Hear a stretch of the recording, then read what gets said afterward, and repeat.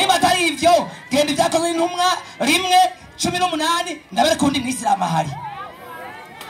kandi umuntu amaze kugura ubwatsi kubyo yahawe kw'ibiguzi byo kugabitana kwiwe, kandi uwo Yuda amaze kugura ubwatsi ibyo yahayeko byo kugabitanya kwiwe agwa yubamye.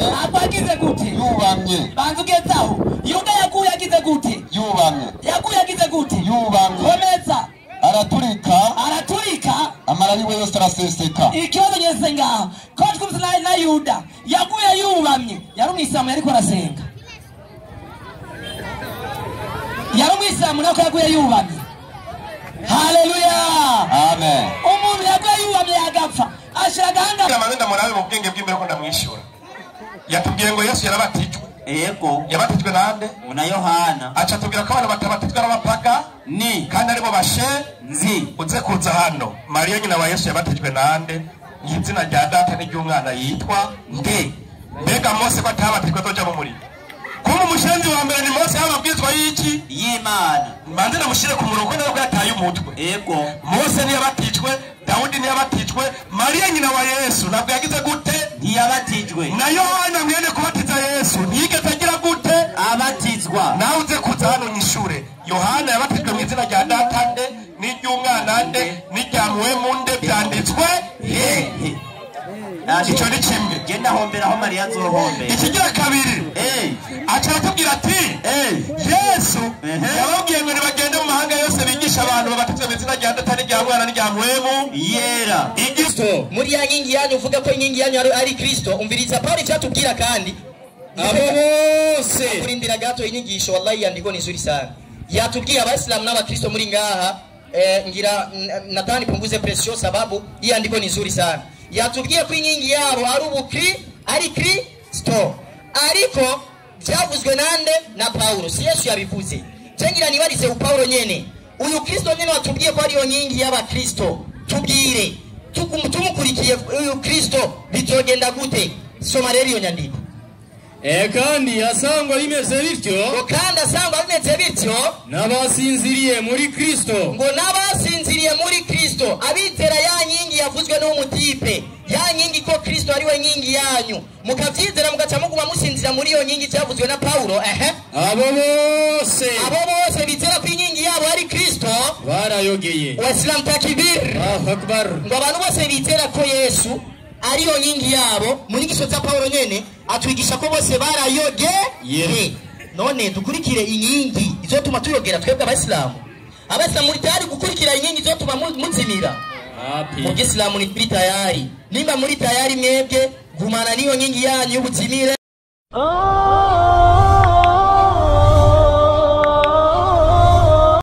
Alamin wassalatu wassalamu ala man la nabiyya ba'da, amma ba'd. Kurugo nshuti bayisilamu n'abakristo, uno munsi dufise icigwa kimwe. Kino cigwa twagicaguye kugira ngo dufashe abantu cyane cyane kubakirisu. Icigwa cy'uno munsi ni cigwa kivuga giti mbega kubera ko mu Isilamu twebwe abayisilamu turemeza neza atamakenga tuvuga ko Yesu yari umwisilamu. Ivyo ne tubivuga atamakenga tubifiseko. Sasa icigwa cy'uno munsi nimba Yesu yari umwisilamu tukwiye kwerekana inkingi Yesu yagenderako zigize idini yiki y'ubwisilamu. Abana mu ruhande rwa kabiri aba bapastori b'abakirisu bo baremeza ko Yesu yari umukristo. Sasa nimba Yesu yari umukristo bazenga batwigishe batwereke niziye nyingi z'ubukirisu Yesu yagize gute yazigendeye. Ico nico cigwa cy'uno munsi. Ariko mu vyonzi jewe mu Islamu ndazi ubukirisu nari nyingi bufise. Nta nyingi zigize ubukirisu zihari. Nimba zihari no munsi turazikeneye ngaha. Bazitubwira bafise nyingi zingahe? Yesu nawe nyene mbega arazigendeye ko izo nyingi bazitubwire. Tumenye igitigiri zazo tuce twinjira tumenye n'ubw'islamu. Jewe nagiye kure sindinda kubanza kuraba mu vy'abakirisu. Mbanza kwigisha kubera twebwe abasilamu turemeza neza atangorane ko Yesu yari umwisilamu wanashima ko yagendera mu nyingi z'ubwisilamu. Intumwa y'Imana Muhammad sallallahu alaihi wasallam atubwira muri hadithi ziwe atubwira ati buni al-islamu ala khams, ubw'islamu bwubatswe mu nkingi zitanu. Nawe nibazanga batwereke ubukirisi bwubatswe mu nkingi zingahe? Izo dukeneye. Iya mbere, inkingi igize ubw'islamu iya mbere shahadatu Allah ilaha illallah wa anna muhammadar rasulullah, nukwizera atagukeka ko Imana ari imwe rudende, ukizera n'umwe Imana nde Muhammadi. Ukize mu gihe cya Mose nukwizera Imana imwe rudende, ukizera na Mose ko ari n'umwe y'Imana. Mu gihe cya Yesu nukwizera Imana imwe rudende, nukwizera na Yesu ko ari intumwa y'Imana. Niko bimeze.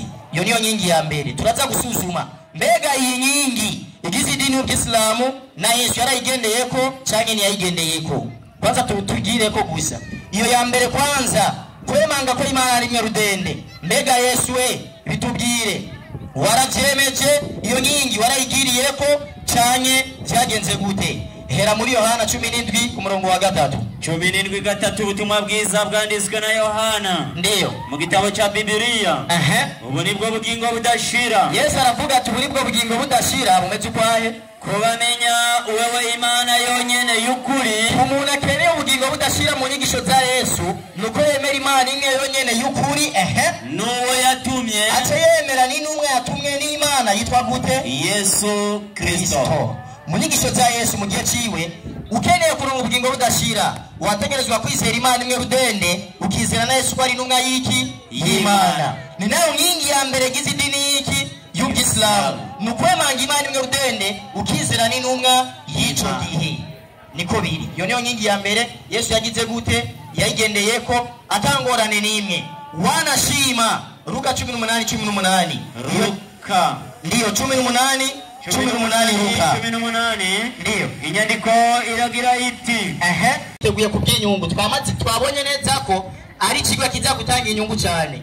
Ntaramukurikirana kwanza mu byo yaherejeko, mu byo yatanguriceko yahereje mu ijambo rivuga ati ngo intumwa y'Imana Muhammadi sallallahu alaihi wasallama ngo wewe yategetse avuga inkuru mu ijuru ngo azoba ari abakobwa beza, umwe azoba afise amaso meza arenge niki ngo n'igikombe. None ribaza erega mu ijuru tuzoba tumeze neza, ntituba tumeze nka wewe. Ubaza mu ijuru umuntu azogira umutwe n'uwo wari umeze nk'ingumu. Niji tuzoba turi biboga, tuzoba dukuze, tuzoba turi abantu bakuze, apana nk'uwo mutwe umengo ni ngumu. Tuzoba dukuze cyane. Wasilamu takbir.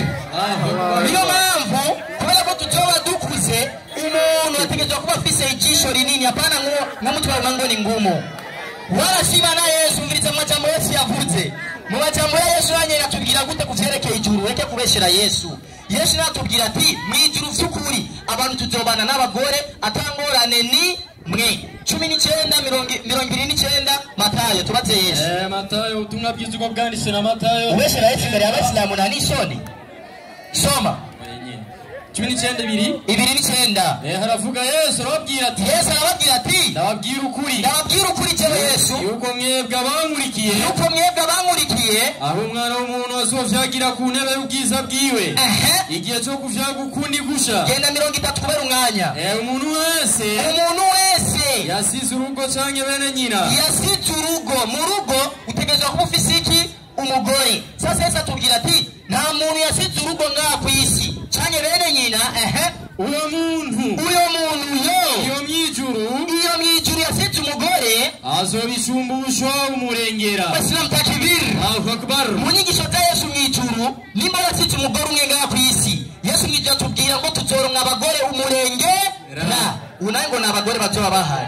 Iyo ni pinisho. Eragizo sitena bivuze ko mukome induru. Sivya Yesu siyasa vyigisha. Menyigisho za Yesu tuzikura mu gitabo cya Bibiliya yayini mukoresha. Yesu atubwira ati uwasize umugore azoronka umurengera. Subira ku ishuri. Era bingene yamaramaye ndaba neza subira ku ishuri ndabe neza. Mu majambo yaciyaza ngavuga yatenga atangura mu nyigisho yatanguje kureka ndamuhere mu nango cyo twinjira mu bukirisinge inavyo nene yabivutseko. Mu nango yatanguje avuga ngo reka mfashe ikibondo. Wo mbonye je vy'ukuri mu myaka ni kibondo kuri wewe, ariko mu bumenyi ndi grand frère wawe. Wallahi mu bumenyi ndi grand frère w'umutipe, ariko mu myaka vy'ukuri je ndi kibondo kuri wewe. Mu bumenyi uri petit frère kandi cyane. Wanashima ko mu bumenyi uri petit frère sije ndabivuga jese amajambo nka wewe tengira nange bibi iyandiko ikwita kuri umwana kuri jewe na usumvye imyaka 5:12 abaye burayo 5:12 ikindi watware ari muhinga turi mu butereri uko abakristo nka Joshua bakwiye gukura mu vy'Imana kubera ko abatipe ngo bakwiye gukura kubera ko ari bipepi ukwiye gukura kandi nitwe dukwiye kubakuta sibyo gamusomi bandana renyandiko naho mwari mugeze kuba bigisha waracyome ngo nabigisha uko mazigiye kirekire mwiga tumaze iminsi ne tuko turabigisha ariko Joshua kuba ari umutipe mukwiye kongera kwigisha namwe nyene mukwiye kongera kubigisha namwe nyene bandanya ivyambere kitanguriro givyavuzwe n'Imana manuka kandi mwahindutse mwebwe ba Joshua mwahindutse abakwiye gutungwa n'amata muhindutse muri abakwiye gutungwa n'amata yani bebe mdogo murachari bitipe bibiri bitakuru muri abapeti yani mtu ambaye anapaswa kutunzwa na nini na maziwa maliza abakwiye gutungwa n'amata kubera iki sukugaburirwa ivyo kurya bigumye kubera kuri umwana tuge kugaburira icyo kurya bigumye nyimyumbati icyo wese sivyo bigukwiye bandanya nuko utuzwe n'amata na Joshua abataramenya ijambo ry'ukugororoka changamka uko aba ari uruhinja wumvise ingene uri imbere yanje ngo nuruhinja kandi bigujwe n'igitabo cya Bibiliya uzanga witako je ndumwana je ndi grand frère kuri wewe wasilamu takibiri na maramara ndaba ariko arisa kumbe nuruhinja sinyandiko ya Bibiliya igonga utanga inyandiko ko je ndumwana ndabe ko wiyemera wasilamu takibiri tena kuwa inyandiko reka umuntu wawuzani inyandiko reka tuje mu kigwa shaka karagaciyemo yatenga yigisha ivyatazi munyigisha ate kwigisha ngo Isilamu ngo nkuko watanguje ngo nukwemera Imana imwe rudende nukwemera intumwa Imana nde Muhammad tena kubye kuva mu nango hajya hari nk'umutego natetse nashaka nyene kubera ko muri abana mwategerezwa kuza mwerekana ivyo mutazi kugira ngo twebwe abasilamu tugire gute tubafashe mu Isilamu rero kino gihe kubera ko ari gihe cy'intumwa Imana Muhammad sallallahu alaihi wasallama mu kwinjira mu Isilamu utegerezwa kwizera Imana imwe rudende ukizera intumwa Imana nde Muhammad ariko mu Isilamu igihe cya kera Muhammad yataraza abantu bari abasilamu bizera Imana imwe rudende bakizera n'intumwa y'ico no mu Isilamu umviriza shahada mu Isilamu sukomera Muhammad gusa oya nukomera intumwa z'Imana zose 2:36 Qur'ani ndaguhinyandikwa pana amajambo 2:36 2:36 semeni nyinyi waislamu waambie mayahudi semeni nyinyi waislamu imani tegeka waislamu tuvuge kuambia mayahudi ngo tubwira abayahudi kuambia mayahudi ndio na manasara na sorry 2 Bismillahirrahmanirrahim. Hivyo. Semeni nyinyi waislamu. Mugamyega waislamu tutegekwa n'Imana. Kuambia mayahudi na manaswara. Tubwira abayahudi nabo bakristo tubwireni. Icambere Imana tegeka tubabwira uku. Tumemwamini Mwenyezi Mungu na wale tulioteremshiwa. Yayi ni shahada nukwizera Imana tuca twizera n'ivyo Imana yamanuye. Na wale walioteremshwa kwa Ibrahimu. Icambere mu Islamu nukwizera Imana, twizera Imana imwe tukizera n'ivyo Imana yamanuye kuri Abrahamu.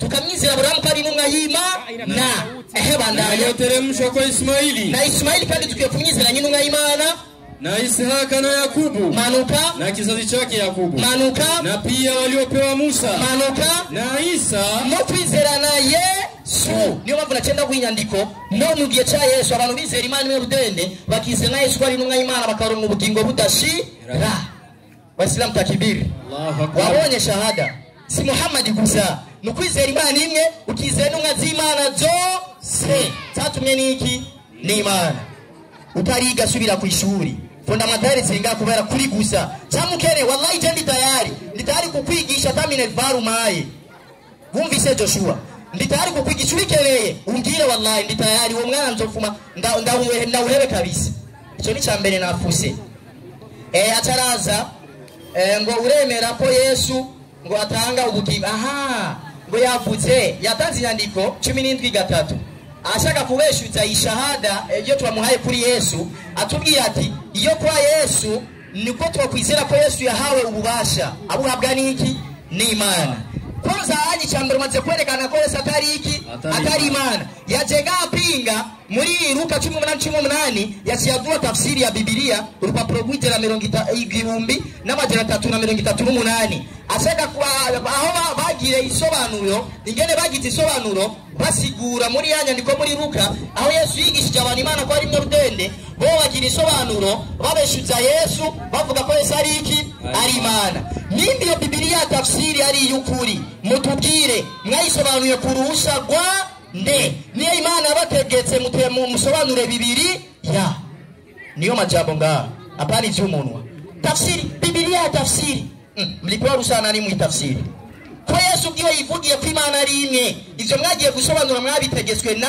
nde ivyo tukeneye cyukuri Yesu yahawe ububasha niki ni Imana kubera ko Yesu atari iki atari Imana sasa ciyabaza nimba cyukuri mwemera ko Yesu atanga ubugingo mbega namwe muremera ko Yesu yahawe ububasha akaba agatanga n'ubugingo nivyo Yesu kubera ko ari numwe y'Imana ukurikiye amajambo yiwe n'amajambo yategezwa kuguha ubugingo n'amajambo ameze gute rero sinaya uvuga ko Yesu ari Imana oya n'amajambo ameze gute 13 wonyene umurongo w'8 hera kabiri aho yahereye 13 Yohana 17:2 no kuri kabiri Yesu atanga ubugingo gute avuga gute nkuko wampaye ububasha kubafise umubiri bose nkuko Yesu yahawe ububasha kubafise umubiri bose yahawe ububasha abuhabwa niki ni Imana kubera ko Yesu atari iki atari Imana marira yabamuhaye bose abaho ubugingo budashira Yesu yahawe bose abaho ubugingo budashira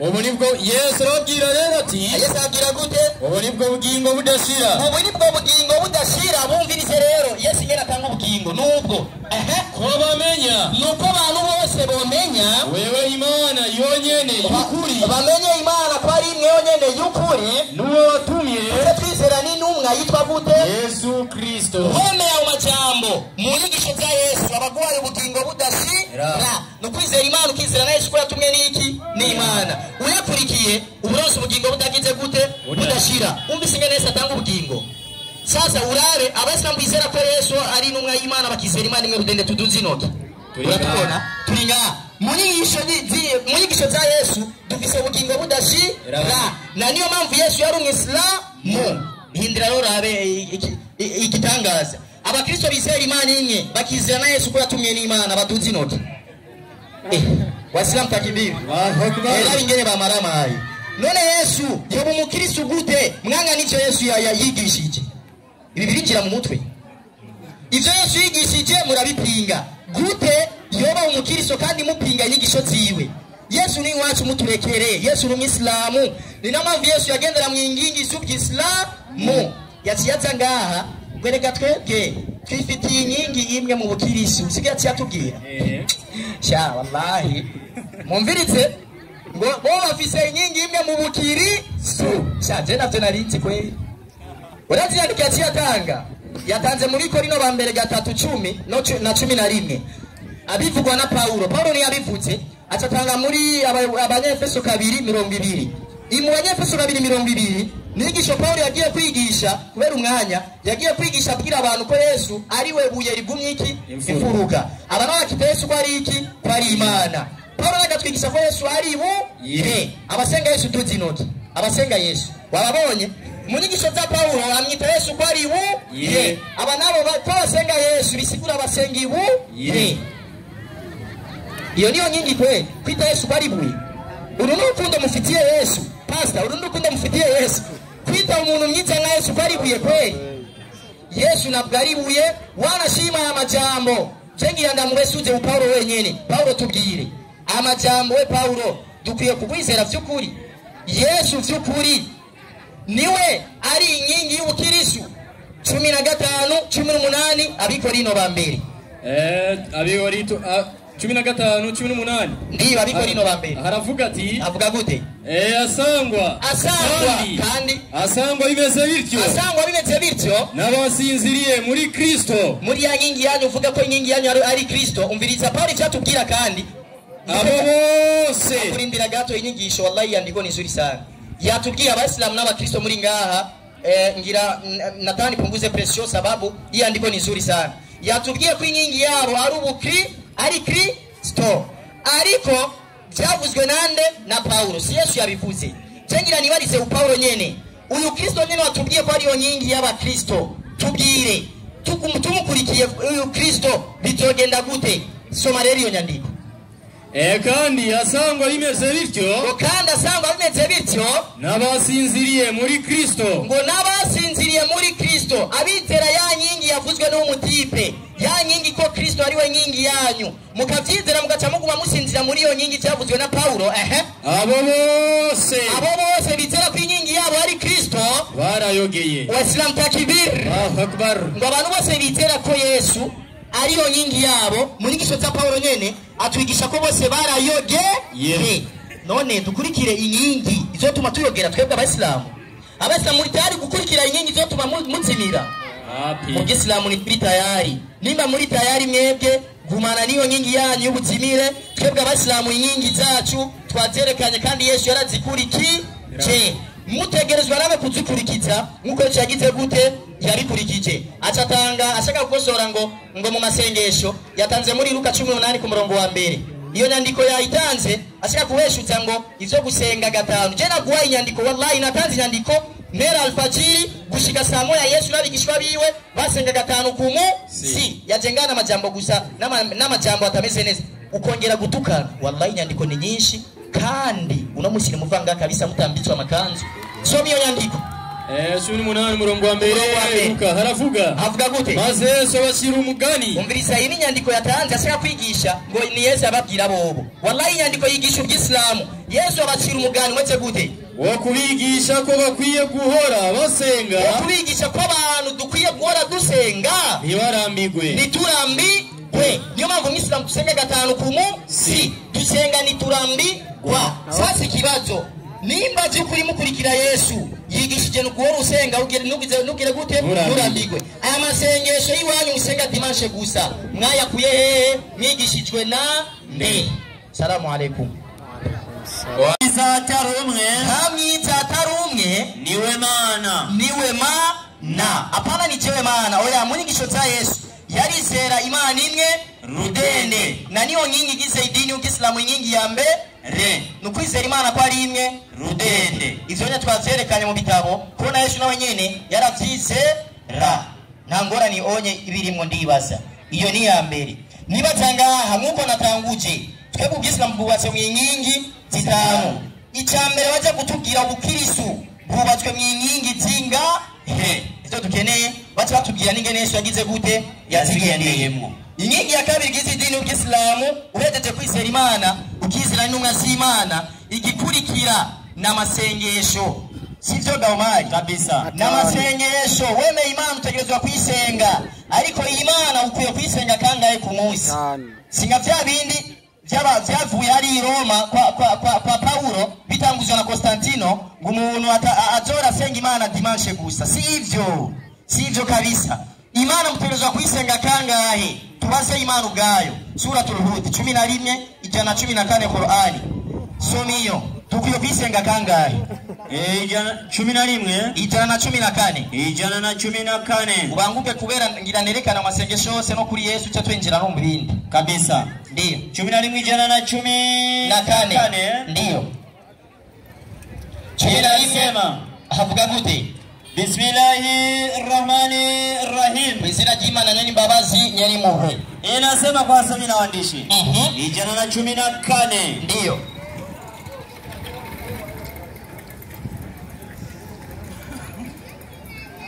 Piga hata kwa lugha yote.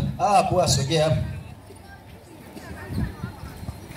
11:14 ndio. Mbaje kwikinga kura ninde na satani yavumwe kwizina ry'Imana nyane mbabazi nyane muhwe. Ni wibande kwisengesho. Imana itegeka ati ni wibande kwisengesho. Muntu umaze kwizera Imana imirudende dutegezwa kwibanda mu masengesho dusenga iki? Imana. Tukwiye kwisenga kangahe? Soma mu masonga abiri y'ibihe by'umutaga. Cyambere Imana itegeka umwisilamu akwiye kwisenga mu masonga abiri y'ibihe by'umutaga ariyo adhuhri, isengesho rya saa sita alasri. Hamwe ni saa 9 umwisilamu tuba turi mu misigiti gusenga iki? Imana. Bandanya. No mu bihe vy'ijoro twegeje amasengesho abiri saa sita n'isaha 9 hakaba n'ayandi bihe vyo mw'ijoro yitwa gute? mu bihe vy'ijoro ryo hafi y'umutaga yitwa gute? magharibi. Isengesho ryo ku mugoroba naryo nyene mu Isilamu ni itegeko kurisenga kubera ko twategetswe n'iki? N'Imana. Marira na Laisha hamwe n'isengesho rya Laisha iryo mw'ijoro saa moya y'ijoro mu Isilamu abari ku musigiti yasenga iki? Imana. Bandanya. na alfajiri hamwe n'isengesho ryo mu gaturuturo yitwa alfajiri. Kabisa. Aya n'amasengesho 5 umwisilamu ategerezwa gusenga ku munsi. Twategetswe nande? N'Imana. Kubera ko ari nyingi mu nyingi zigize Isilamu Imana itegetse ni ngombwa umwisilamu agire gute? Abikurikize. Kabisa. Turabe nimba na Yesu yari umwisilamu aya masengesho inyingi gira kabiri y'amasengesho mbega na Yesu yari arikurikije canke ni yarikurikize? Duhere mu gaturuturo alfajiri umwisilamu duhera mu gaturuturo dusenga Imana mbega Yesu yari arikoze canke navyo yakoze? 1:35 Mariko 1:35 Mariko. Ndiyo. Mwijoro rishira ubuca. Abazi Kirundi neza mwijoro rishira ubuca. Imana butaraca hajya mu gaturuturo bigenda gute? Aravyuka arasohoka. Yesu aravyuka kumwe abasilamu tuvyuka tugasohoka. Aja mu gahinga kumwe umwisilamu avyuka akaja mu gahinga. Umusigiti sinzu y'umuntu iri mu gahinga. Umwisilamu turavyuka tukaja mu gahinga. Mu musigiti inzu itari y'umuntu aja mu gahinga agira gute? Asengerayo. Waislamu takbir. Allahu akbar. Iyo ni sengesho rya mbere Yesu yagize gute? Yasenze. Kubera ko ari itegeko ry'Imana kububaha Imana bose bategezwa gusenga 5 ku munsi. Iyo ni rya mbere ryo mu gaturuturo. Tuje ahandi kubera umwanya 19 vyakozwe n'intumwa. 19 igitabo cy'ibikorwa by'abatumwa. Saa 6 Yesu yararisenze cyane. Soma ikiragira iti havuga gute? Bukeye bwaho bakigenda bari hafi gushika mu gisagara. Yesu n'abigishwa biwe ngo bari hafi gushika mu gisagara. Ibaze ayo n'amategeko y'Isilamu. Bari no hafi gushika mu gisagara batarashika umwanya wo gusenga ugira gute? Urashira. Mbega baho cyabigenza gute? Petero yurira hejuru kunzu gusenga. Ate gutegekwa na Yesu baciye bagari ku rugendo acawira hejuru kwanza gusenga. Hari nk'isaha 6. Waislamu takbir. Allahu akbar. Hageze saa 6 Yesu n'abigishwa biwe baca bareka n'urugendo bakaja gusenga iki? Imana. Kubera ko ari itegeko ry'iki? Imana. Tujyandi saa 9 gatatu rimwe aho nyene vyakozwe n'intumwa. Gatatu rimwe ibikorwa by'abatumwa. Ndiyo. Petero na Yohana bariko baraduga baja mu rusengero. Petero na Yohana ngo bariko baraduga baja mu rusengero. Mu gihe cyo gusenga nico saha 9. Igihe cyo gusenga cyo Petero na Yohana aba barabigishwa bande? Ba Yesu. Ivyo bakora byose ni ibintu bigishijwe nande?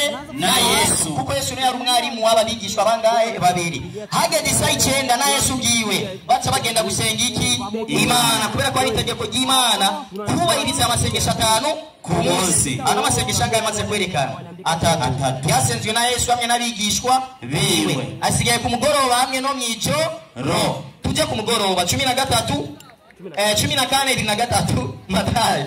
14:23 Matayo. Ndiyo. Muri Bibiliya. Inyandiko iragira iti havuga gute? Ahejeje gusezera ishengero. Ngo Yesu yajeje gusezera ishengero. Aduga umusozi. Acaduga ku musozi gusenga. Yiherereye. Acaduga ku musozi gusenga yiherereye. Kagorovye. Ugorovye gusa Yesu. Ari mu misozi yacasenga iki? Imana. Kubera ko ari itegeko ry'Imana. Ugorovye natwe abasilamu tuba turi mu musigiti gusenga iki? Imana. Kubera ni nyingi gice kangahe? Kabiri. Igize dini y'Islamu. Kweli. Iyo ni sengesho ryo ku mugoroba tuje muri ndi kubera umwana nce ninjira mu bindi. Byo mw'ijoro niryo risigaye rimwe gusa. Luka 6:12. Luka 6:12. Ndiyo. Inyandikira giriti havuga gute? Muri iyo minsi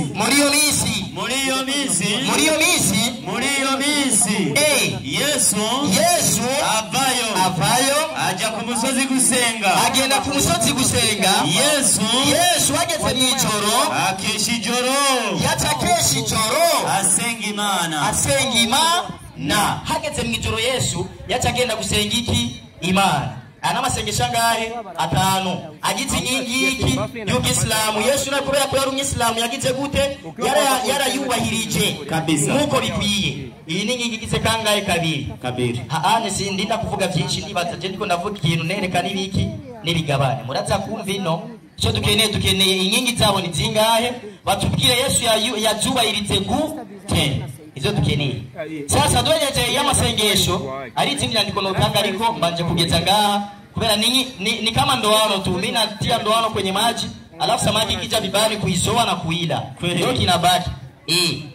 Sasa duhejeje y'amasengesho 5 indi nyingi gira gatatu wahitaji zaka no gutanga mutima yaguhaye ugacutanga. Turabembega Yesu yarabitanze cyane navyo yatanze sivyo bisigaye. Ndio Yesu kubera ko yari umwisilamu umviriza inyigisho zenyene yigishije kuvyerekeye ugutanga 12:2:8 cyagere 2:9 Mariko 12:2:9 Mariko. Ndio inyandiko iragira iti havuga gute ku murongo wa 29. Ndio Yesu aramwishura ati ati gimbere niri ibwirizwa gimbere mukwiye kubahiriza riri ngo ni mumvere mu Bisirayeli nuko abantu bose dukwiye kumva tukamenya ati uhora Imana yacu akaba ariyo Mana ya Yesu niwe uhora wenyene ariyo Mana imwe rutende gusikwiye gusengwa. Ndio kandi mukundisha uhora Imana yanyu imitima yanyu yose mukundisha Imana imitima yacu yose apari iby'ubujyajya. Ndio n'ubugingo bwanyu bwose n'ubwenge bwanyu bwose n'inkomezi zanyu zose uko nyene. Irya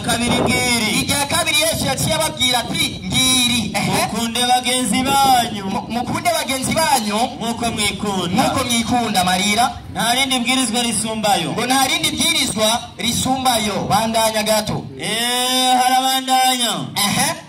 harabandanya ndio nta rindi bwirizwa risumbayo. Ndio uno munyabwenge w'ivyanditswe uwo munyabwenge w'ivyanditswe aramubwira ati ni koko mwigisha uvuze ivy'ukuri ni koko mwigishwa uvuze ivy'ukuri yuko ari imwe nta yindi atariyo yonyene Marira. Kandi kurikundisha umutima wose no gutahura kose n'inkomezi zose bene gukunda umugenzi wawe nkuko wikunda. Ndio ibiruta cyane ibimazi vyonswa vyoshejwe uko nyene n'ibitonshejwe. Tulia hani Yesu ariko arigisha abantu abereka kwanza icambere ingene Imana ikomeye ikabigisha vy'ukuri yuko Imana irakomeye gusumba n'ibindi. Genda 19:16 kandi Matayo twongere tubaze Yesu 19:16 agira hati ndio haza umuntu kuri we abigenza gute aramubaza ati mwigisha muri cizaki ngo ndongo ubugingo budashira. Yesu amwishura gute Yesu baramubaza atumbariza iki ciza nziza nimwe manuka ariko asanga ugomba kwinjira mu bugingo ariko asanga ugomba kwinjira mu bugingo utondera ivyagezwe aramubaza ati nibiye byo byagezwe no kwitondera. Yesu aramwishura ati ndio ntukice safi ugasambane uko nyene ntukibe ntukagiriza abandi ibinyoma wubahe so na nyoko uko nyene kandi ukunde mugenzi wawe nkuko wikunda. Maliza wa musore aramubwira ati ibyo byose narabyitondeye hari ikindi magije hari ikindi gisigaye. Yesu aramubwira Yesu yaciye abwira umuntu ati atasanga ugomba kuba gahore genda ushore ibyo utunze ugabira aboro ni nayo zaka urayitanga kugira ngo abadafise baronke. Yesu naye kubera ko ari umwisilamu yigishije ku bantu bafise ubutunzi bategerezwa gutanga isaka bakagenda kugurisha ivyo bafise kugira ngo bahe aboro abadafise sivyo kweli kabisa. Imyanya ni mito bisigaye reka nereke n'ibindi.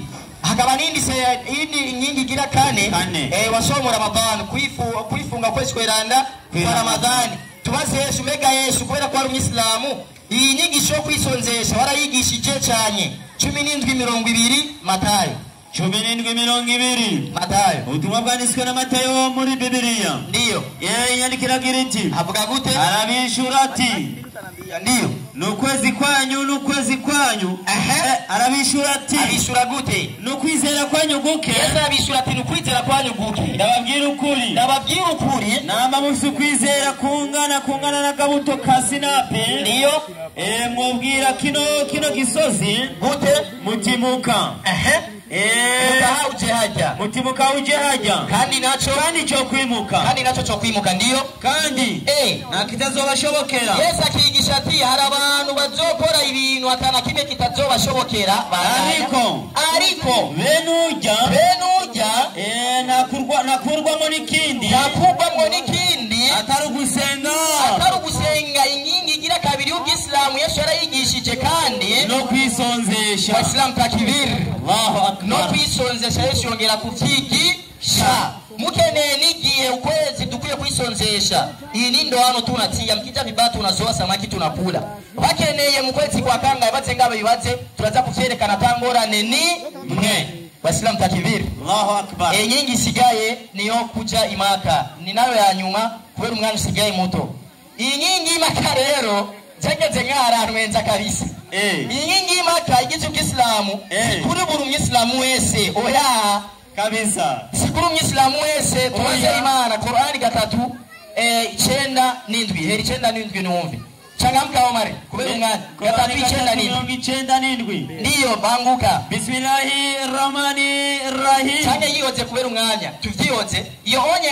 aya Allah avuga ati kwanza no mungingi gice 5 ni wa hajjul baiti man istata'a ilayhi sabila ni kubantu bifise ubutunzi kubantu bafise amahera ne bakwiye kugenda guhije imaka ukaronka ubushobozi n'ugende guhije imaka wallahi menya neza ko Isilamu bwawe utarabu kwiza neza uzobukwiza ari ukutoye ubushobozi ukaburonka neza uratugenda guhije imaka sasa Yesu inyingi nigeze ayubahiriza kubera ko Yesu nabwo yari umutunzi Yesu yari umukene namwe murabizi Yesu ni nkajewe cyose ndagenda imaka kubera nanje ndumukene uri kurumva sasa tugira tuvyerekane mbi Yesu yari umukene gute 19:57 Luka 9:57 ndiyo inyandiko iragira iti igira gute ku murongo wa 57 ndiyo bariko baragenda mu nzira umuntu aramubwira ati uwo muntu yaje kuri Yesu aramubwira ati ndagukurikira uja hose Yesu aramubwira ati Yesu kubera ko yari umukene yaciye abwira uwo muntu ati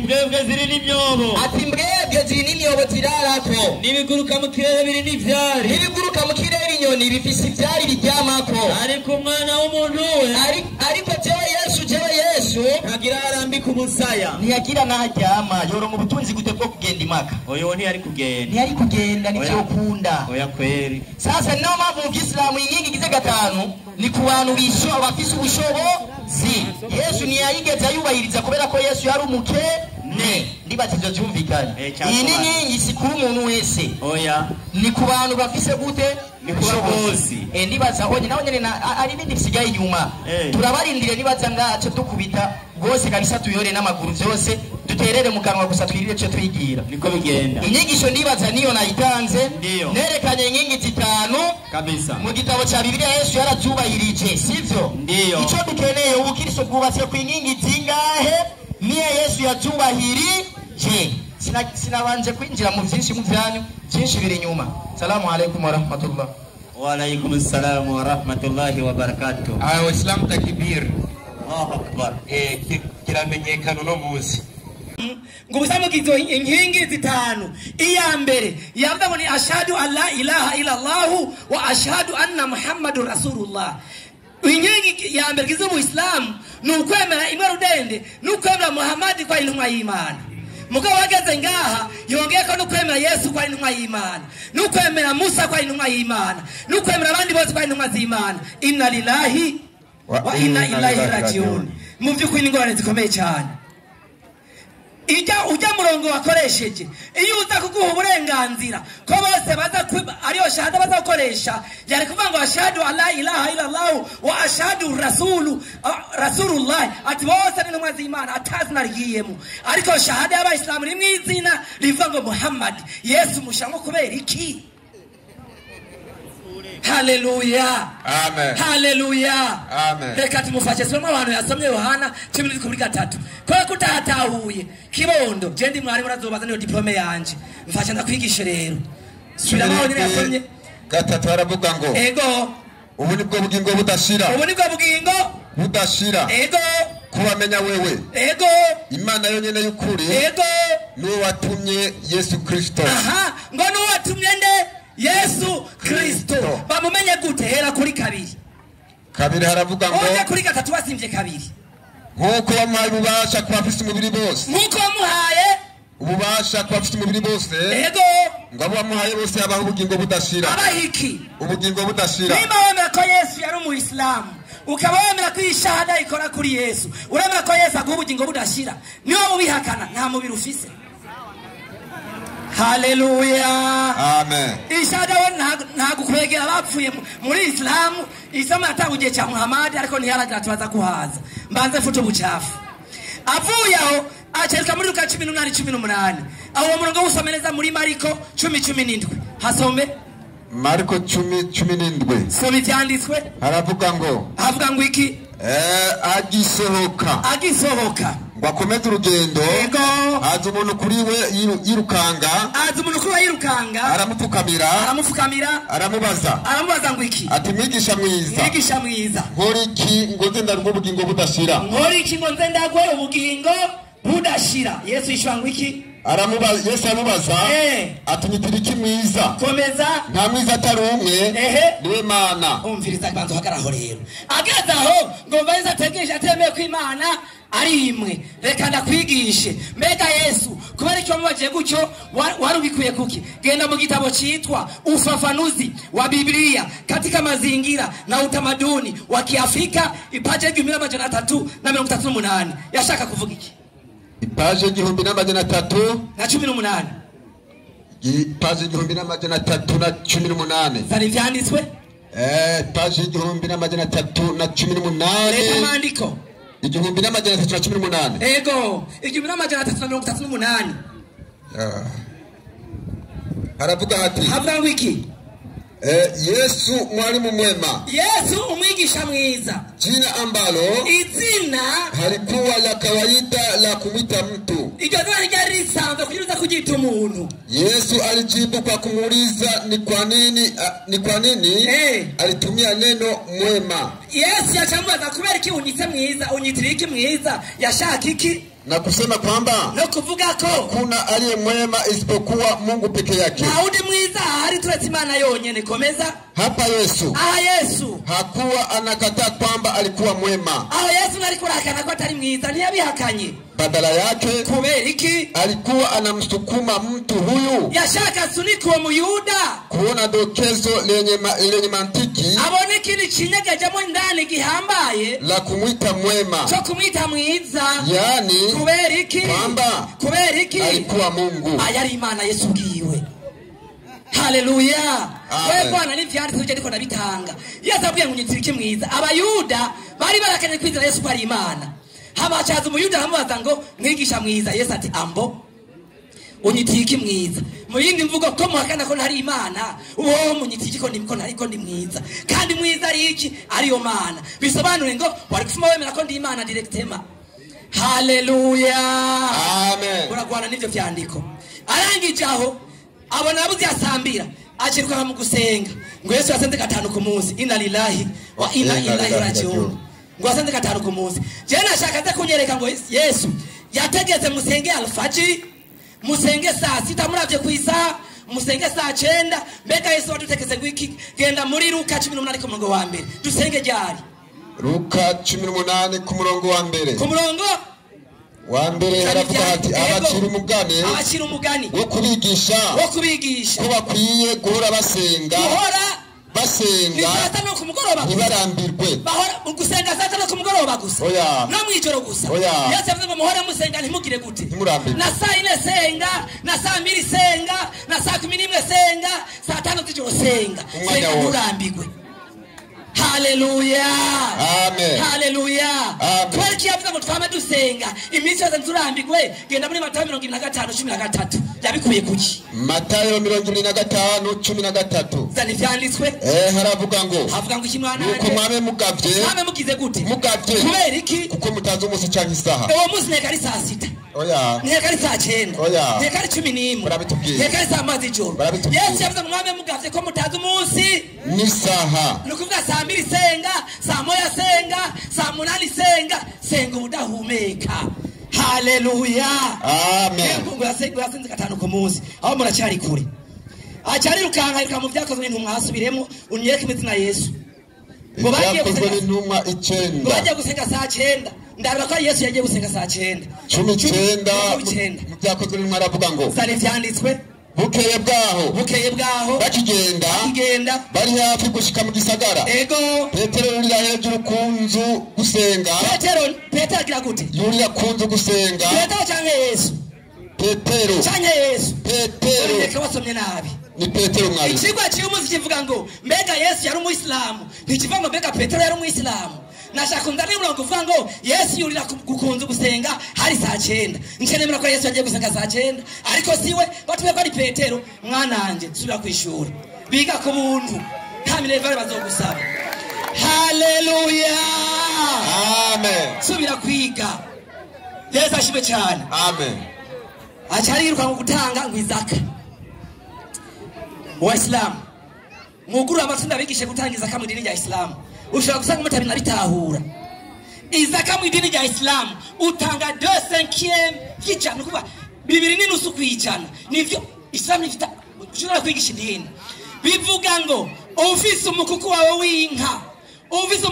w'inka utanga 2 n'ishashi y'umwaka 2 n'igice mu nka y'ijana ujuza n'umurongo ukubwira ibiti gutanga nawe je nabitanze haleluya amen bego n'ivyanditswe idini liganda bigishe n'ukuri murawubona ndindira uraza naho bihakana ivyo navuze naho tubwire igitigiri Yesu ashimwe amen agenda ku murongo uvuga ngo mugurisha ibyo mufise byose mugire gute munkurikire ibyo mufise byose mugire gute munkurikire utaragurisha inzu bamwe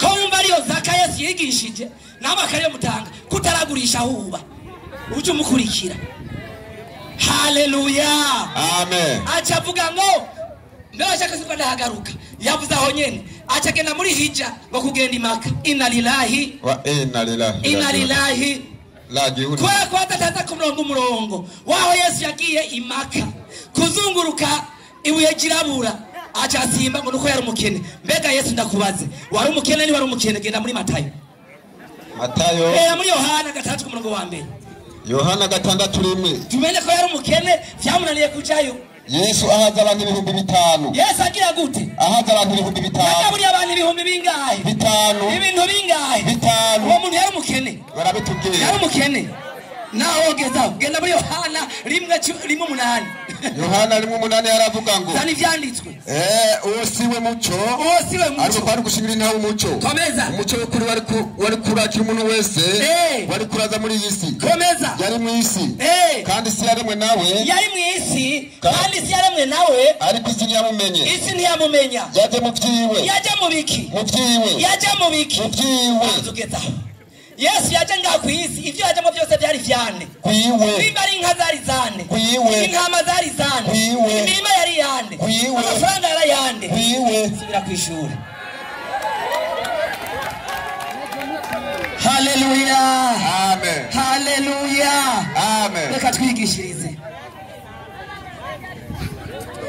twigishirize mbega Yesu bariko baratubaza ngo inkingi z'ubukristo ni zingahe inkingi y'ubukristo ni inkingi y'ubukristo ni nayo ni iyihe ndayikwereka mu vyanditswe genda uhere muri Abikorinto ba mbere 3:10-11 ndakwereka inkingi y'ubukristo bwirako Abikorinto ba mbere 3 yego Abikorinto ba mbere 3:11 yaravuga ngo avuga ngo iki 10:11 yego Abikorinto ba mbere 3:11 zali vyanditswe kuko nahawe ubuntu n'Imana nashizeho itanguriro nashizeho fondation kubakisha mukuru w'ubwenge y'ubwenge ubundi yubakako ariko umuntu wese yubare uko yubakako manuka kuko irindi tanguriro atamuntu ashobora kurishiraho nta rindi tanguriro nta yindi nkingi umuntu yo kubakako atari iki atari ryashizweho niryo Yesu Kristo inkingi y'ubukristo ni yihe imwe ni Yesu Kristo ninde Yesu Kristo wayibonye inkingi y'ubukristo utagira Yesu finali jahannam khalidina fiha ntuzumaze ndakaraba gihonomu ube mwibihe bidashira. Haleluya. Amen. Niko nabesha genda muri Efeso 2:20. Abanyefeso 2:20. Kandi vyanditswe. Abanyefeso 2:20 haravuga hati. Etamandiko. Kuko mwubatse ku mabuye y'itanguriro. Kuko mwubatse ku mabuye y'itanguriro. Ariyo ntumwa n'abahanuzi n'abavugishwa n'Imana. Ariyo ntumwa n'abahanuzi n'abavugishwa n'Imana. Kristo Yesu. Ariyo buye rikumye imfuruka. Niwe ki? Buye rikumye imfuruka. Rikumye imfuruka. Haleluya. Amen. Harakandi kabandanya. Yesu aguhezagire cyane. Amen. Haleluya. Yesu niwe tanguriro, Yesu niwe fondation, Yesu niwe nki. Yesu natubwira ati mwijuru vy'ukuri abantu tuzobana n'abagore atangorane ni mwe 19:29 Matayo tubaze Yesu. Matayo ubutumwa bw'iziko bwanditse na Matayo. Ubeshe Yesu imbere y'abasilamu na nishoni. Soma. 19:29 haravuga Yesu arababwira ati ndababwira ukuri cyewe Yesu yuko mwebwe abankurikiye aho umwana w'umuntu azovyagira ku ntebe y'ubwiza bwiwe igihe cyo kuvyaga ukundi gusha genda 30 kubera umwanya umuntu wese yasize urugo canke bene nyina yasize urugo mu rugo utegerezwa kuba ufise iki umugore. Sasa Yesu atubwira ati nta muntu yasize urugo ngaha ku isi canke bene nyina uyo muntu iyo mwijuru yasize umugore azobishumbusha umurengera. Basilamu takbir. Allahu akbar. Mu nyigisho za Yesu mwijuru nimba yasize umugore umwe ngaha ku isi Yesu mwijuru atubwira ngo tuzoronka abagore umurengera. Unango na abagore bazoba bahari. Iyo ni pinisho. Yagize sidena bivuze ko mukome nduru. Sivya Yesu siyasa vyigisha. Menyigisho za Yesu tuzikura mu gitabo cya Bibiliya yayini mukoresha. Yesu atubwira ati wasize umugore azoronka umurengera. Subira ku ishuri. Era bingene yamaramaye ndaba neza subira ku ishuri ndabe neza. Mu majambo yaciyaza ngavuga yatenga atangura mu nyigisho yatanguje kureka ndamuhere mu nango cyo twinjira mu bukirisinge inavyo nene yabivutseko. Mu nango yatanguje avuga ngo reka mfashe ikibondo wo mbonye je vy'ukuri mu myaka ni kibondo kuri wewe ariko mu bumenyi ndi grand frère wawe. Wallahi mu bumenyi ndi grand frère w'umutipe ariko mu myaka vy'ukuri je ndi kibondo kuri wewe. Mu bumenyi uri petit frère kandi cyane wanashima ko mu bumenyi uri petit frère sije nabivuga je samajambo nka wewe tengira nange bibi yandiko ikwita kuri umwana kuri jewe na usumvye imyaka 5:12 abaye burayo 5:12 ikindi batware ari muhinga turi mu buterere uko Kristo na Joshua bakwiye gukura mu vy'Imana kubera ko abatipe ngo bakwiye gukura kubera ko ari bipepi ukwiye gukura kandi nitwe dukwiye kubakuta sivyo gamusomi bandana renyandiko naho mwari mugeze kuba bigisha waratyo ngo nabigisha uko mazigiye kirekire mwiga tumaze iminsi ne tuko turabigisha ariko Joshua ko ari umutipe mukwiye kongera kwigisha namwe nyene mukwiye kongera kubigisha namwe nyene bandanya ivyambere vyitanguriro ry'ivyavuzwe n'Imana manuka kandi mwahindutse mwebwe ba Joshua mwahindutse abakwiye gutungwa n'amata muri abakwiye gutungwa n'amata yani bebe mdogo murachari bitipe Biblia bitakuru muri abapeti yani mtu ambaye anapaswa kutunzwa na nini na maziwa maliza abakwiye gutungwa n'amata kubera iki sukugaburirwa ivyo bigumye kubera kuri umwana tugiye kugaburira icyo kurya bigumye nyimyumbati cyone sivyo bikukwiye bandanya nuko utuzwe n'amata na Joshua abataramenya ijambo ry'ukugororoka changamka uko aba ari uruhinja wumvise ingene uri imbere yanje ngo nuruhinja kandi bivuzwe n'igitabo cya Bibiliya uzanga utako je ndi umwana je ndi grand frère kuri wewe wasilamu takibiri na maramara ndaba ariko arisa kumbe nuruhinja sinyandiko ya Bibiliya igonga utanga inyandiko ko je ndi umwana ndabe ko wiyemera wasilamu takibiri tena kuwa inyandiko reka umuntu uzani inyandiko reka tuje mu kigwa shaka karagaciyemo yacenga yigisha ivyatazi mu nyigisho yaje kwigisha ngo Isilamu ngo Isilamu ngo nkuko watanguje ngo nukwemera Imana imwe rudende nukwemera intumwa y'Imana nde Muhammad cyana kubiye kuva mu nango hajya hari nk'umutego natetse nashaka nyene kubera ko muri abana mwategerezwa kuza mwerekana ivyo mutazi kugira ngo twebwe abasilamu tugire gute tubafashe mu Isilamu rero kino gihe kubera ko ari igihe cy'intumwa y'Imana Muhammad sallallahu alaihi wasallama mu kwinjira mu Isilamu utegerezwa kwizera Imana imwe rudende ukizera intumwa y'Imana nde Muhammad. Ariko mu Isilamu igihe cya kera Muhammad yataraza abantu bari abasilamu bizera Imana imwe rudende bakizera n'intumwa y'ico gihe. No mu Isilamu umviriza shahada mu Isilamu sukwemera Muhammad gusa oya nukwemera intumwa z'Imana zose. 236 Qur'ani ndagwinyandikwa pana amajambo 236 ne 236 semeni nyinyi waislamu waambie mayahudi semeni nyinyi waislamu imani tegeka waislamu tuvuge kuambia mayahudi ngo tubwire abayahudi kuambia mayahudi ndio na manasara na sorry 2 Bismillahirrahmanirrahim. Hivyo. Semeni nyinyi waislamu. Mugamyega waislamu tutegekwa n'Imana. Kuambia mayahudi na manaswara. Tubwira abayahudi nabo bakristo tubwireni. Icambere Imana tegeka tubabwira uku. Tumemwamini Mwenyezi Mungu na wale tulioteremshiwa. Yai ni shahada nukwizera Imana tuce twizera n'ivyo Imana yamanuye. Na wale alioteremshwa kwa Ibrahimu. Icambere mu Islamu nukwizera Imana twizera Imana imerdende tukizera n'ivyo Imana yamanuye kuri Abrahamu. Tukamwizera Abrahamu kwa intumwa y'Imana bandanya yoteremshwa kwa Ismaili na Ismaili kandi tukiye kumwizera n'intumwa y'Imana na Isihaka na Yakubu manuka na kizazi chake Yakubu manuka na pia waliopewa Musa manuka na Isa no kwizera na Yesu. Niyo mpamvu nacenda kwinyandiko no mu gihe cya Yesu abantu bizera Imana imwe rudende bakizera na Yesu ari intumwa y'Imana bakaronka ubugingo budashira. Waislamu takibiri wabonye shahada si Muhammad gusa nukwizera Imana imwe ukizera n'intumwa z'Imana zose zatumye niki ni Imana utariga subira ku ishuri fondamentale zinga kubera kuri gusa cyamukere wallahi je nditayari kukwigisha tamine varumaye wumvise Joshuwa nditayari kukwigisha ubikereye umbwire wallahi nditayari uwo mwana nzofuma ndawuhebe kabisa. Ico ni cyambere nafuse ataraza ngo uremera ko Yesu ngo atanga ubugingo ngo yavuze yatanze inyandiko 17:3 ashaka kubeshuza ishahada iyo twamuhaye kuri Yesu atubwira ati iyo kwa Yesu niko twakwizera ko Yesu yahawe ububasha abuhabwa niki ni Imana.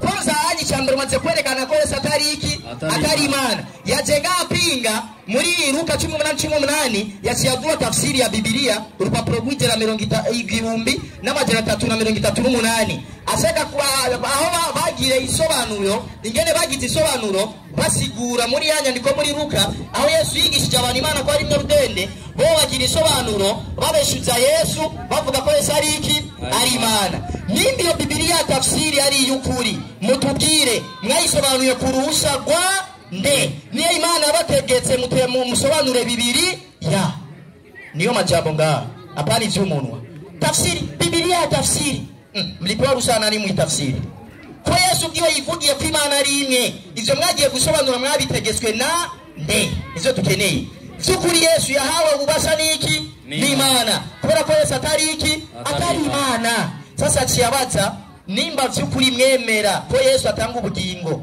mbega namwe muremera ko Yesu yahawe ububasha akaba agatanga n'ubugingo nivyo Yesu kubera ko ari intumwa y'Imana ukurikiye amajambo yiwe n'amajambo yategezwa kuguha ubugingo n'amajambo ameze gute rero sinaya uvuga ko Yesu ari Imana oya n'amajambo ameze gute 13 wonyene umurongo w'8 hera kabiri aho yahereye 13 Yohana 17:2 no kuri kabiri Yesu atanga ubugingo gute avuga gute nkuko wampaye ububasha kubafise umubiri bose nkuko Yesu yahawe ububasha kubafise umubiri bose yahawe ububasha abuhabwa niki ni Imana kubera ko Yesu atari Imana marira wamuhaye bose abaho ubugingo budashira Yesu yahawe bose abaho ubugingo budashira ubu nibwo Yesu arabwira rero ati Yesu abwira gute ubu nibwo bugingo budashira ubu nibwo bugingo budashira budashira bumvirize rero Yesu nyene atanga ubugingo nubwo ko bamenya nuko abantu bose bomenya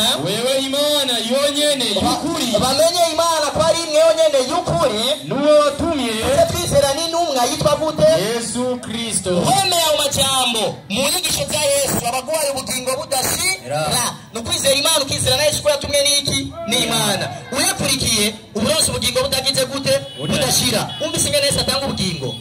Sasa urabe abasanga bizera ko Yesu ari intumwa y'Imana bakizera Imana imwe budende tuduze intoki uratubona turinga mu nyigisho za Yesu dufise ubugingo budashira na niyo mpamvu Yesu yari umwislamu hindira rero rabe igitangaza abakristo bizera Imana imwe bakizera na Yesu ko yatumye n'Imana baduze intoki wasilamu takibiri era ingene bamaramaye none Yesu yoba umukristo gute mwanga nico Yesu yigishije ibi birinjira mu mutwe ivyo Yesu yigishije murabipinga gute yoba umukristo kandi mupinga inyigisho ziwe Yesu ni wacu muturekere Yesu ni umwislamu ni mpamvu Yesu yagendera mu ingingi z'ubwislamu yaciyaza ngaha gwereka twebwe twifitiye inkingi imwe mu bukristo usigaye cyatubwira sha wallahi mumvirize ngo bo bafise inkingi imwe mu bukristo sha je navyo narinzi kweli urazi yandika cyatanga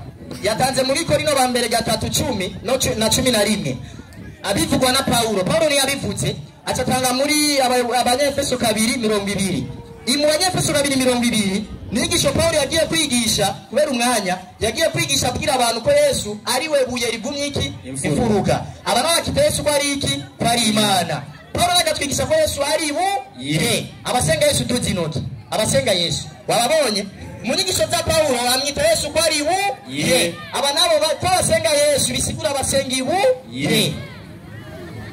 iyo niyo nyingi kwe kwita Yesu ko ari buye uru n'urukundo mufitiye Yesu pastor uru n'urukundo mufitiye Yesu kwita umuntu mwiza nka Yesu ko ari buye kwe Yesu nabwo ari buye wanashima amajambo cengira ndamuresuze Paulo wenyene Paulo tubwire amajambo we Paulo dukwiye kubwizera vy'ukuri Yesu vy'ukuri niwe ari inkingi y'ubukristo 15:18 abikorino ba mbere abikorito 15:18 ndiba abikorino ba mbere haravuga ati avuga gute asangwa bimeze bityo n'abasinziriye muri Kristo muri ya nkingi yanyu uvuga ko inkingi yanyu ari Kristo umviriza Paulo cyatubwira kandi abo bose kurindira gato inyigisho wallahi yandiko nizuri sana yatubwiye abaislamu n'abakristo muri ngaha ngira natani punguze pression sababu hii andiko ni nzuri sana yatubwiye ko inkingi yabo ari Kristo ariko byavuzwe nande na Paulo si Yesu yabivuze cengira nibarize Paulo nyene uyu Kristo nyene watubwiye ko ari yo nkingi y'abakristo tubwire tumukurikiye uyu Kristo bitogenda gute soma rero iyo nyandiko kandi asangwa bimeze bityo n'abasinziriye muri Kristo ngo n'abasinziriye muri Kristo abitera ya nyingi yavuzwe n'umutipe ya nyingi ko Kristo ari we nyingi yanyu mukavyizera mugaca muguma musinzira muri iyo nyingi cyavuzwe na Paulo abo bose bizera ko inyingi yabo ari Kristo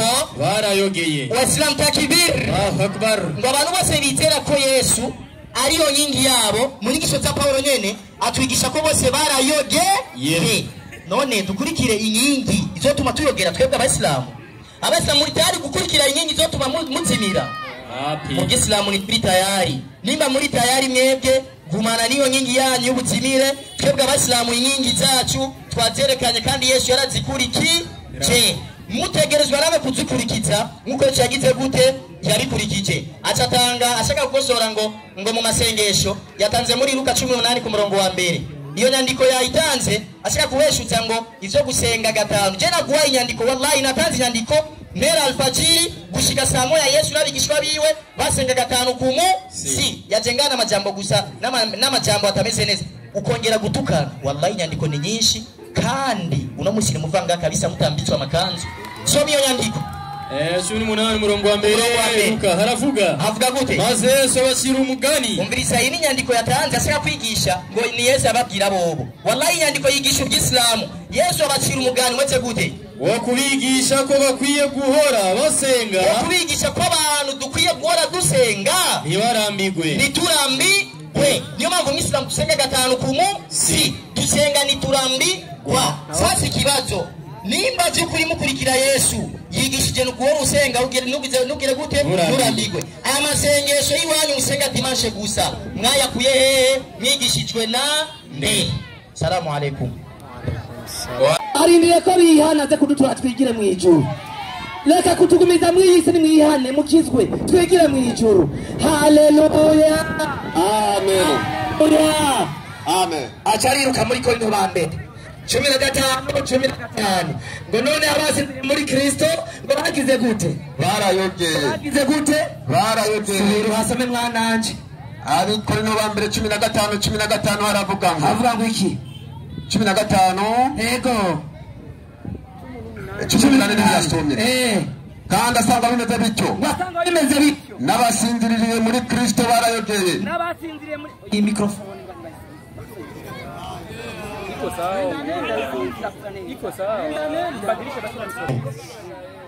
haravuga ngo iki? Kandi asanga bimeze bityo. N'abasinziriye muri Kristo barayogeye. Bagize gute? Barayogeye. Ageze ngaje ngo none ko abakristo barayogeye. Komeza. Asangwa muri ubugingo bwonyene ariho twizigira Kristo turusha abandi bantu bose kuba bagowe. Ngende rero ku 15 wewe rero 15 haravuga aho yasibye ku 18 reka ndamusubize haruguru.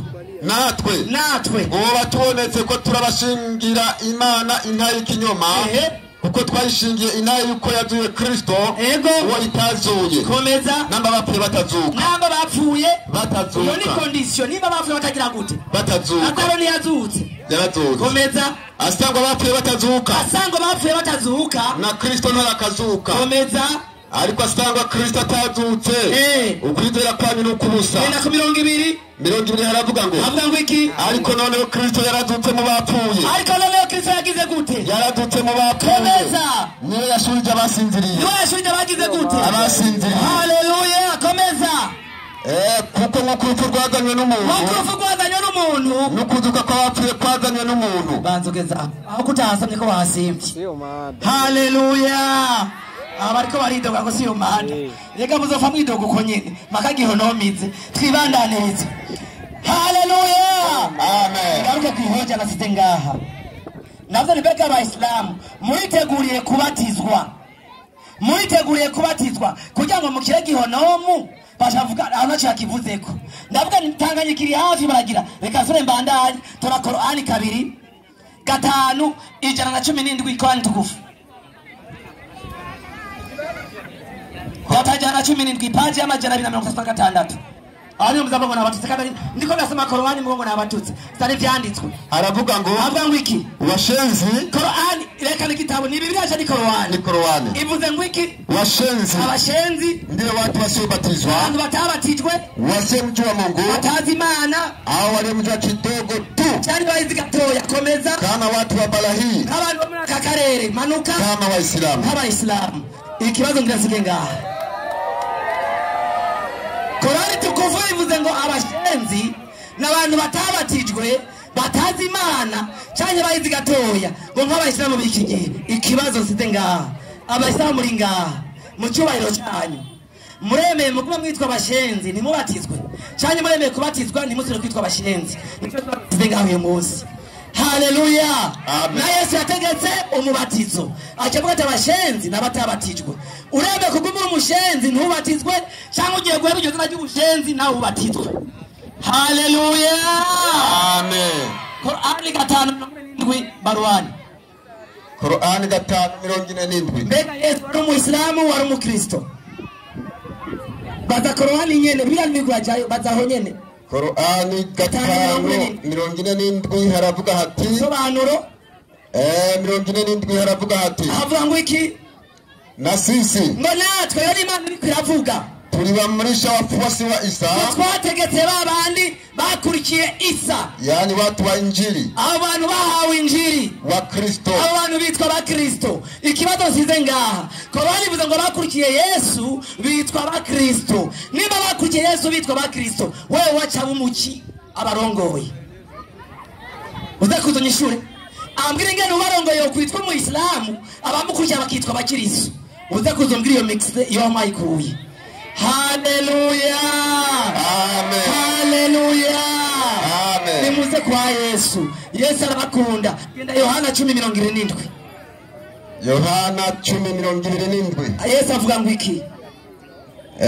Yohana 10:27 haravuga hati ari vyanditswe ababaye intama zanje bumva ijwi ryanje. Ababaye intama zanje bumva ijwi ryanje. Bantu genda bukebuke. Abayisilamu bemeye kuba intama za Yesu uyu munsi. Bumva ijwi rya Yesu duze ibiganza byanyu. Wa mwisilamu baramuhakanye. Mwavuze ko Yesu ari umwisilamu. Duze ibiganza mu bintama ziwe, duze ibiganza. Barabyaza. Nambonye umwe hari akiyamanura. Haleluya. Komeza. Ababaye intama zanje bumva ijwi ryanje. Ababaye intama zanje bumva ijwi ryanje. Nanje ndabazi. Nanje ndabazi. Nabo barankurikira. Nabo barankurikira. Kandi nanje ubugingo budashira. Mbahiki ubugingo budashira. Ikibazo kigira kabiri. Abayisilamu bitaka kurikira Yesu. Abaho ubugingo budashira. Kuko Yesu ari umwisilamu. Amaboko hejuru. Da. Muse Yesu ni umwisilamu. Muse mweshe. Haleluya. Amen. Haleluya. Amen. Abisilamu. Nimuze kwa Yesu. Abakunda. Yafiriye abanyavyaha. Yafiriye abanyavyaha. Nukuri ntibimara amaje kubivamo ukaza ugakizwa. Niba mwizeye umunsi urakira. Ariko niba mwabura umunsi urarimbuka. Haleluya. Amen. Genda muri Yohana Matayo 26:30. Nawe ikindi kintu Yesu yakoze ndabaza ko mukora. Matayo 26:30 haravuga hati avuga ngo bahejeje kuririmba barasohoka ku musozi wa Elayono. Baja ku musozi wa Elayono. Komeza. Maze Yesu arababwira ngo iki? ati mwebwe mwese muri iri joro naho wandukagezaho tumvise abigishwa na Yesu baje kuririmba baje barasohoka baja ku musozi wa Elayono. Ikibazo abayisilamu muriteguye gushira korari mu musigiti. Mushira korari muze maririmba nk'umwislamu mugenzi wanyu yitwa Yesu yaririmbye. Muriteguye kubikora? Muriteguye kubikora? Kuko Yesu zo mwisilamu reka twaramutamena. Haleluya.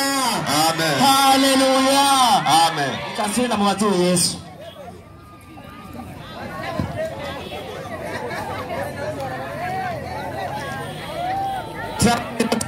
Gena mbyashwe Yohana 22:15. Ibyashwe Yohana 22:15 haravuga ngo inyuma hazobimbwa n'abarozi n'abashakanyi. Inyuma hazobiki? Imbwa n'abarozi n'abashakanyi. Imbwa n'abarozi n'abaki? N'abashakanyi. Komeza. Inyuma hazoba imbwa n'abarozi n'abashakanyi n'abicanyi. N'abasenga ibigirwamana. Yego. N'umuntu wese akunda kubesha akabikora. Banzukezaho. Inyuma hariya muri gikoni muri gihonomo hazoba imbwa n'abarozi. Banze ngarukirizaho nyene. Abasaba inyigisho niyo ya Yesu. Kunyuma hazoba imbwa n'abarozi bazoja murinde ko mutabivuga murinde gihonomo shaka muhavuza ko ndazi ko ngeso muyifise. Haleluya. Amen. Genda muri Matayo 28:19. Kibazo canje ni hokiri. Matayo 28:19. 19 haravuga hati yego nuko nimugende muhindure amahanga yose abigishwa. Komeza. mubabatiza mu izina rya Data wa twese n'iry'Umwana n'irya Mpwemu Yera. Hagararaho nyene. Wa mwisilamu yitwa Yesu. Wa mwisilamu yitwa Yesu avuze ngo nuko nimugende muhindure amahanga yose abigishwa banje mubabatiza sukubatiza gusa mu izina rya Data n'Umwana n'irya Mpwemu Yera. Abayisilamu muriteguye uno musi nyene rikivugwa kubatizwa mu izina rya Data n'iry'Umwana n'irya Mpwemu Yera kugira mukurikiye umwisilamu yitwa Yesu. Nico kibazo canje. Haleluya. Amen. Kwa kumayukia kamera cha cyandiko tafsiri cyuma mayunga ipaji amajana 970. Amajana 971. amajana 971. Amajana 971 haravuga ngo havuga ngo iki? Uyu ndi Abu Huraira. Gena amajana 13. Amajana 13. n'abatara turahagaruka amajana 73 ego amajana 73 aravuga hati ujumbe tunaopata kutoka na riwaya hii ni malaika Jibril alimfanyia upasuaji mtume ili atoe shetani aliyekuwa ndani ya moyo wa mtume. Aha, aho nyine tuko turahagarara. Nimba Jibril afashe Muhammad akamupasa akamukura shetani. Nimba Yesu nawe alicho kimwe na Muhammad. Bose bari samkani bari ntumwa. Ni Yesu yigeze asatugwa mu nda akakugwamo satani. Uze kuza wijuru. Yesu abamugisha. Amen. Wa barakatuh. Wa alaikum assalam wa rahmatullahi wa barakatuh. Ndajohewe cyane n'ivyigwa biriko biraca hano. Uko ndabona ujya mwana gwa mwisi mwana munyandikara kuruta yagukubise bakurata n'ikoti ya joba. Mbona umenga no kwidoga gusa. Ngara byo kwidoga handusoma inyandiko. Urabona ngo ye Muhammad, ngo shetani baramupasuye. Ngo Gabriel yaraje baramupasura. Bamukura mu shetani. Kunyereka Yesu nawe, babyagenze gutyo. Para kumupasura gusa. Matayo 8:8. Matayo 4:8. Ari kurubanza ko nirubuga ko basoheze kuza kwidogera hano. Inyandikira giriti. Umurwanizi yongera kumujana ku musozi uhagaze cyane. Wewe bamukuyemo shetani, ariko shetani we yatoye nde? Yesu. Amujana he ku musozi. Amutereka hejuru ku rusengero yicara. Amwereka ubwami bwose bwo mu isi. Geza Yesu hondi gezaho bari kumukosora kabisa. Hiyo si hondi. Yesu yari umunyenga bande wa Satani. Satani yatoye Yesu amujana. Sibyo hera gatanu inyandikira giriti. Naam. Muri Bibiliya. Naam. Buno murwanizi. Buno shetani amujana mu gisagara cyera. Shetani yaretse umunyaye mu gisagara nde? Yesu yaretse igisagara. Shetani atora Yesu agenda mu gisagara. Komeza amuhagarika ku gatwe kuri sengero. Acha mujana hagati mu gisagara muhagarika gatwe kici. Kuri sengero. Gatwe kici. Kuri sengero. Yamujana ku musigiti n'ubucido. Ego kwe. None Imana yandukirije mutubya ko Yesu shetani yamujanye Yesu bana mu gisagara. Namwe ngo Yesu ngo musena badayimoni mizina ryande. Yesu ntiyaranze umujikwe. Abango basena badayimoni mizina ryande. Ya Yesu. Muga Yesu byaramunaniye kwikura shetani gushika mu munyengara mutora guca mudugano gake kurushenge. Ro aterekayo. Ego kweri. Ikibazo cyawe n'umugi yaweretswe na shetani. Kumbese ntiyaranze umuji awabwira shetani nibibazo. Acabaza ikibazo Matayo 8:19. Yamwishura akabazo kiwe nk'akabana cy'amukosora. Ego 8:19. Naam. Twasome. Ego inyandikira giriti. Igira ngwese uko nuko ni mugende. Nuko ni mugende. Muhindura amahanga yose abigishwa. Muhindura amahanga yose abigisha. Mubatiza mu izina rya Data wa twese. Niki? N'iry'umwana. N'ijyambwe yera. Gezaho. Jengira amabenda murabe mu bwenge bw'imbere ko ndamwishura. Yatubwiye ngo Yesu yarabatijwe. Ego. Yabatijwe nande? Na Yohana. Acha tubwira ko abantu batabatijwe n'abapaka ni kandi aribo bashenzi. Uze kuza hano. Mariya nyina wa Yesu yabatijwe nande? N'izina rya Data n'iry'umwana yitwa nde? Mbega Mose ko atabatijwe toja mu muri. Kuma umushenzi wa mbere ni Mose yababwizwa yiki? Y'Imana. Manze namushire ku murongo nabwo yataye umutwe. Ego. Mose niyabatijwe, Daudi niyabatijwe, Mariya nyina wa Yesu nabwo yagize gute? Ntiyabatijwe. Na Yohana mwene kubatiza Yesu nigeze agira gute? Abatizwa. Nawe uze kuza hano nyishure. Yohana yabatijwe mu izina rya Data nde, n'iry'umwana nde, n'ijyamwe nde byanditswe hehe. Icyo ni kimwe. Genda hombera aho Mariya nzohombera. Ikigira kabiri. Acha atubwira ati Yesu yababwiye ngo bagende mu mahanga yose bigisha abantu babatizwe mu izina rya Data n'ijyamwana n'ijyamwe yera. Igihe Yesu yabatijwe mu izina rya Data nde, n'ijyamwana nde, n'ijyamwe nde byanditse kama uko mwanaume. Uje hapa. Icyo ni kimwe. Ndiyo. Turagiye. Kabisa. Acha yashira bigishwa ba Yesu. Yesu mwebwe ngo bagende bakwiye amahanga yose. Mbega nibyo canke ni kinyoma? Turaguze ubushasha bwa Katolika. Ibyo byose ni ubeshi. Ego kabisa. Ibyo byose ni remera mwana nije. Inyandikira giriti. Ntabwo Yesu yigeze avuga. Umusozo w'injiri yose. Wahereye ku murongo wa kangahe? Na ku murongo w'10. Bibiliya barayanditse rero kuri Matayo 2:8. Wahereye ku murongo w'10 niho Bibiliya zahereye.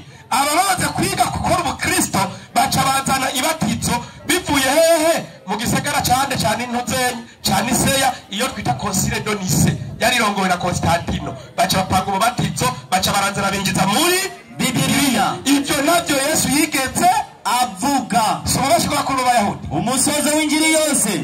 Ububeshi bw'abakuru b'Abayahudi. Utuzanira ivyo ababeshi b'Abayahudi ngo ni Yesu yabivuze kugenda mu mateka bizina rya data. Oya cyangwa n'irya mpemu yera. Nashire bene wabo b'Abayahudi. Abo shira b'Abayahudi bakubeshe tutwara mutame na mwaratubeshe. Kweli. Kuko Yesu yavuze gute 15 Matayo.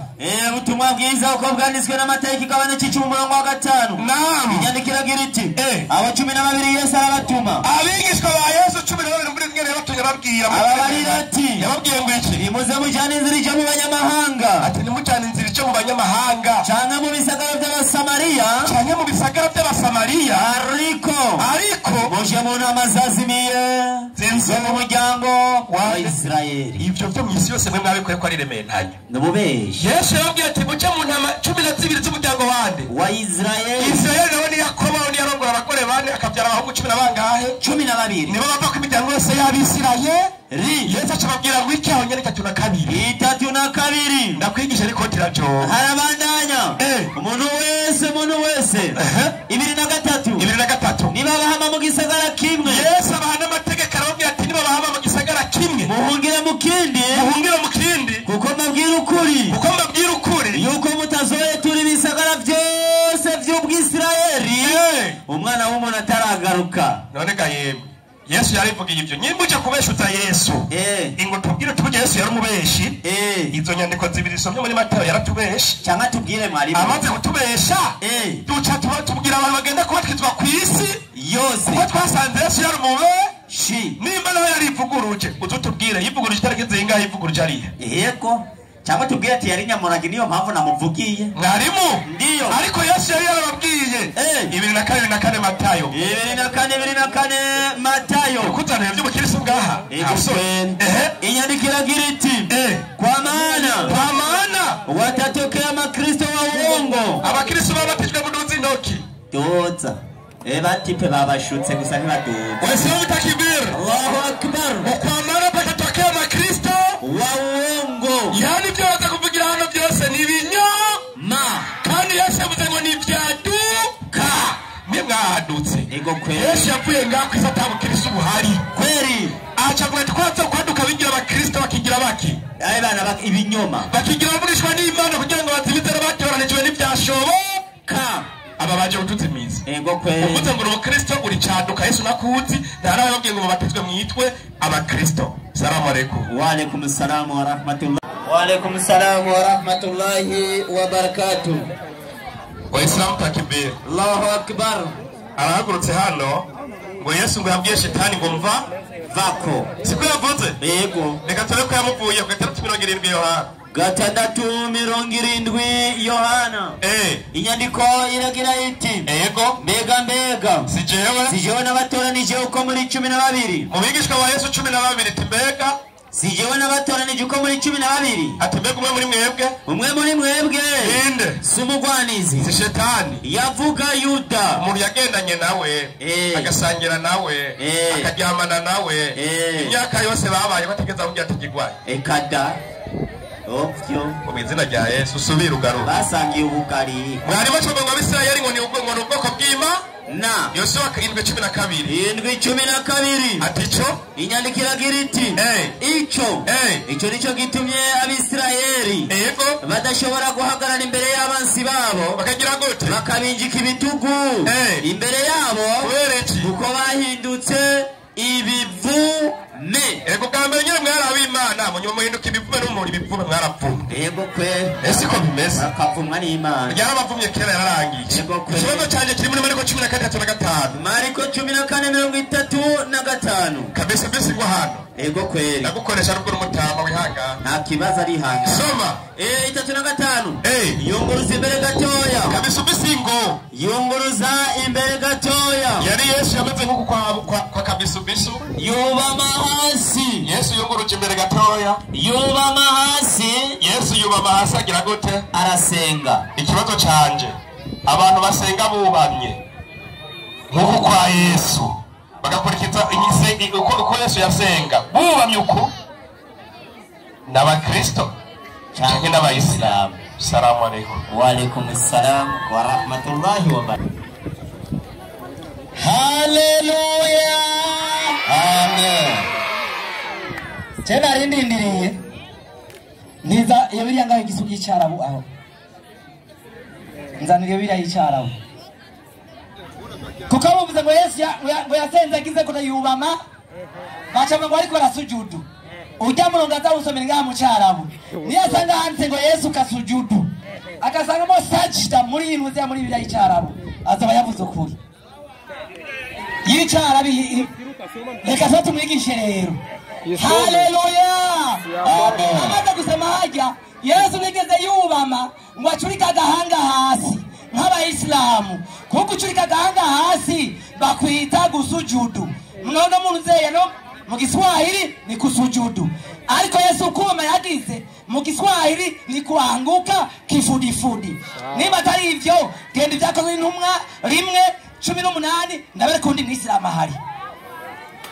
Kandi umuntu amaze kugura ubwatsi kubyo yahawe kw'ibiguzi byo kugabitana kwiwe. Kandi uwo Yuda amaze kugura ubwatsi ibyo yahayeko byo kugabitanya kwiwe agwa yubamye. Agwagize gute? Yubamye. Banzugezaho Yuda yaguye agize gute? Yubamye. Yaguye agize gute? Yubamye. Komeza.